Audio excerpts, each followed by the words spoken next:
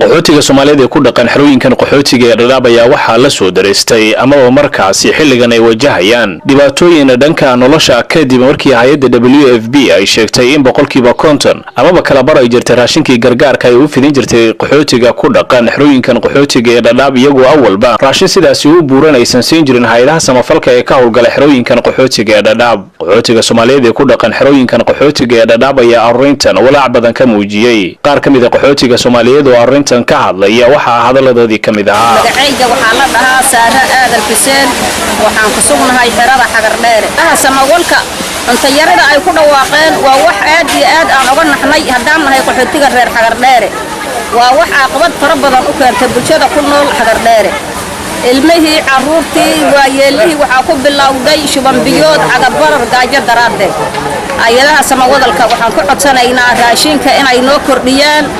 oo saliidda naloo kordhiyo oo raashinka naloo kordhiyo oo lacagta naloo kordhiyo waxaan nahay qaxooti maskiin ah oo xero ku oodan haddii nagala goosto garaankeenni runti ma qabno ma iibsanayno deen meel aan ka qaadanno ma garanayno waxaan u deganeen hay'adda samawadalka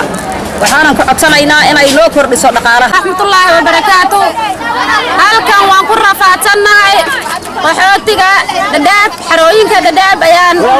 aan joognaa waan ku rafaadsanahay cuntada waan ku rafaadsanahay waxba nalama siiyo kiilo iyo bar ayaana la siiyaa nooguma filno aniga hadda kaarkayga waa kaar weyn 10 kiilo madana waxaan ka soo qaatay waan ku rafaadsanahay qaxootiga Dadaab WFP waxaan ka codsanayaa cuntada inay noo soo kordhiso oo sidan anaga rafaad baan ku qabnaa dib baan ku qabnaa waan ku rafaadsanahay marka waxaan ka codsanaynaa inay noo soo kordhiso raashinka bismillaahir rahmaanir rahiim arintaas kulli horta aad iyo aad baan uga naxnay raashinka oo la dhima waxa weeye dadka nolosha ma wada sinna aad bay u kala hooseysaa dad waa dad maartay level sare ah dadna waa level dhexe dadna waa level hoose marka runtii marka arinta ka hadalno dadka levelka u hooseeya waxaan oran karaa boqolkiiba boqol waxay ku tiirsan yihiin raashinka ay ka bixiyaan hay'addu ay ka bixiso meesha ay ka bixiso ay ku tiirsan yihiin